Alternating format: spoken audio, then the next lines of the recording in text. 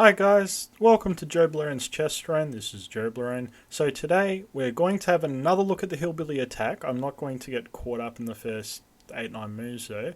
We're interested in a particular line that occurs when white plays d3 because I really don't think this is something white wants to get into. I'm going to quickly skim over the moves now of the Hillbilly attack when black responds to e4 with the Caro-Kann. Bishop c4, retreats. So I'm not getting caught up in the exact details of why these moves are being played, but we're interested here after black plays bishop f5. Now, if you remember my previous video I did on the Hillbilly attack, white can play d4 here. Much better move, I think, just because it blocks up the diagonal. But here, if white plays d3, which some white players do, just because it stops that bishop on f5 from causing any real damage here. If white plays d3, it can do that, but the issue now is that black has all these possibilities of, say, moving the queen to b6 later on, maybe getting this queen to go to e3 even, and cause some potential problems. So that's what we're going to look at today. So, natural moves continuing would be castling for black. White goes knight c3, black goes knight bd7. Now, this knight here, you might think, oh, maybe this knight can go to e5 later on, potentially, but the idea that black likes to take here is move that knight to c5, because then a knight on c5, it comes forward on towards the queen side, but more importantly, it guards this very important e6 square, which you will see later on. Okay, so keep that in mind. Knight c5 is a good way to go for black. Here, white continues bishop to h6. Now, instead of knight c5, black could also decide, you know what, I'm going to start my queenside attack. I'm going to start pushing my pawn straight away with b5. Now, this is fine, but black does need to be a little bit careful, because if black is a bit inaccurate here, they could find themselves in trouble very quickly. So after b5, white continues with their playing with knight to g5, trying to converge upon that black king's fortress. And if black goes again with a5, pushing up the queen side, now there's a potential tactical shot here for white. White can now play, if you remember what's coming up. Well, firstly, we remove that defender on g7. We take with the bishop. Now, if king takes, we have this tactical shot we can make here as white, okay? See if you can remember it. For those who didn't see the first video, it is bishop takes f7. Now, this is a little bit hazy, because after bishop takes on f7, black has an extra option here. Now, firstly, if you don't remember, you might think, well, why can't we just take with the rook, have a rook and the pawn for those two minor pieces? Looks pretty good, but that is actually disastrous for black, because if rook takes h7, we follow up with an exchange sacrifice. Rook takes on f5, where g takes f5 leads to, as you can see there, the royal fork, queen and king, game over, GG, see you later. Okay, so we cannot do any of that. We cannot take back with that rook. Instead, there's a few other options. Firstly, after bishop takes, we have this nice intermezzo queen b6 check. Now, as you notice, there is going to be no royal fork. This king has to run off.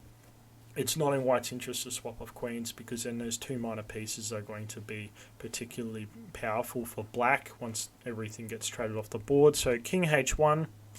And now at this point in time, we can take with the rook. Rook takes f7. And at this point, it gets a little bit interesting, because clearly we don't take back with the knight, because then things aren't going to work out for us. More and more pieces come off the board, and white's attack dissipates.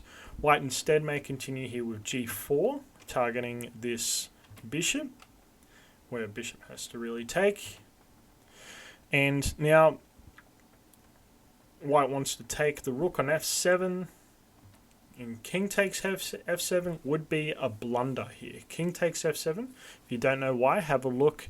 We have this rook bearing down upon that f-file. So if king takes f7 here, it's disastrous, because as you can see, this knight can't move anywhere. and this queen can gobble up that bishop on the next move. So we don't want to do that. Instead, we want to play... Instead, after knight takes, we want to play queen e3 as black. Okay, black should go with queen e3 here, getting nice and deep into the position. Fact of the matter is, this bishop's going to want to play that check, as you can see there. This rook will have to trade off with the bishop, and more pieces start coming off the board. If white's attack starts to falter here, white is going to be in trouble, because black has an extra pawn and the pawns are on the king side, where white's defenses are limited. Things aren't going to work out too well here. So after bishop flies out, we have knight retreating back to g5, attempting to cover that square. Knight g5. And now there's a couple of options here for white. White can play, after h6, white can either play knight ge4, or say another option would be, instead of knight g5, going back even further, after queen e3, we can play knight g5, looking back to go move that knight back to e4, or we can do the very interesting move king g2. I've never really had a game here that's resulted in me playing king g2, mainly because I like playing the pawn to d4 line instead. But king g2, well, there's no way check here with the bishop, so we don't have to swap off bishop for rook here. But after a few additional moves, let's say once again we can't take that knight because queen takes bishop. Black might continue with rook f8.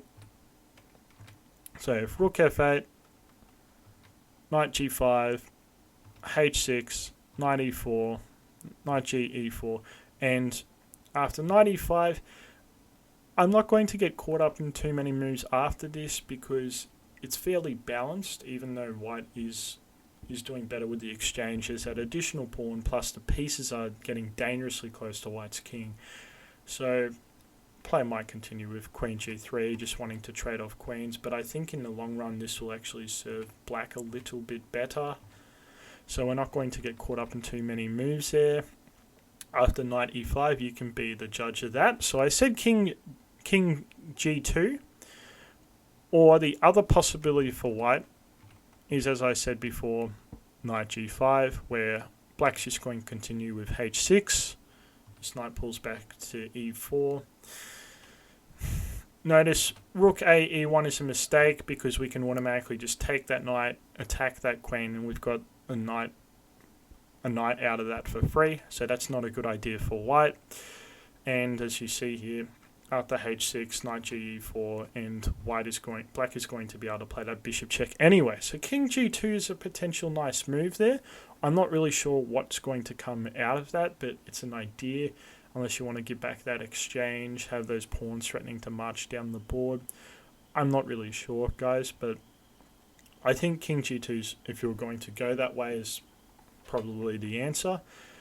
I really don't like this d3 variation at all, though, but hey, it's, you make up your mind when you play the game. So I'm now going to go back a little bit and have a look at potential moves after bishop h6. So going all the way back to move 11, after knight bd7, bishop h6, wanting to trade off. And now black, a good move for black here would be knight to c5, threatening to trade off this bishop.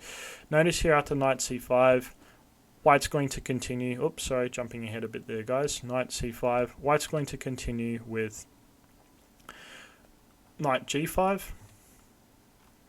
And in which case, after knight g5, black will go a5 or b5. It doesn't matter too much, trying to start that queenside attack. But after a5, having a look at this sacrifice line that we talked about again, as we see here, bishop takes, king takes, and if bishop takes on f7, I don't think this is going to work anymore, just because that pin is no longer an option. After rook takes, we can just respond rook takes on f7, and then if rook takes on f5, this is really just starting to lose for white now, because as you notice, that fork does no longer work, that royal fork there, because a knight, remember, we said that knight guarding that e6 square, it no longer works. So after rook takes an f5, I really don't see too much here now for white. White just is starting to give away too many pieces. So going back, I don't like that sacrifice there for white if black plays knight c5. So after knight g5, black goes a5, bishop takes, king takes, bishop takes an f7, probably not the right idea. White could probably play d4 here, chasing away this knight from this key square, but once that bishop comes off the board, it's just another piece that's attacking black's king side that is no longer on the table. So after knight takes, pawn takes there, h6, it just doesn't look good for white. White's pieces are getting chased away here. Bishop takes c2, maybe. It's just, yeah, and automatically black is much better there. So white doesn't want to continue along that line. Knight to c5 is a really good idea for black. Really just chops off that threat of that royal fork there. And, well, looking back on it, I really don't like this way to play by white at all. I think d4 is a much better idea, 9 d4 instead of d3. You can look at my first video about the Hillbilly attack if you would like more information. Going back even further, I guess we can look at after queen e3, maybe knight g5, we're h6, knight g4. If we do want to look a little bit further with this bishop check, maybe threatening to swap off, but the knight g4, yeah, I just don't like this here for white at all. I mean, if we did say rook a1, pawn takes, rook takes, g takes, and then we do have this 7 franc check here for white, but in the end, I'm just not that sure. I mean, king g8, rook e1, there doesn't look like there's too much here for white at all. So just a short video showing you some of the ideas that black could have against this d3 pawn push. I personally don't favour it, but the thing is, black still needs accurate play here. Black still needs to play actively, aggressively, make sure their pieces are well developed, covering key squares, particularly say that e6 threat. But because of that queen b6 move, as we're going back here now, we're looking back at queen b6 check, move 13. After queen b6 check, there's no longer that threat, and because that pawn is not covering that square, this king has to move. So I just want to really conclude by saying, by playing d3, you are giving black that option of playing that queen b6 check. It's your call. I really personally don't like it, but I just, you know, in the end it's your choice. But I think a d4 is a much better, easier way to play. You want to take up more space in the center, block off that diagonal. It's just a better idea. Okay, guys, I hope you enjoyed that video. I'm sorry it's taken a while for me to bring out another one, but I do have another one in the works. I do have extra material there to go on, so keep an ear and eye open for the next upcoming video, and I'll see you guys next time.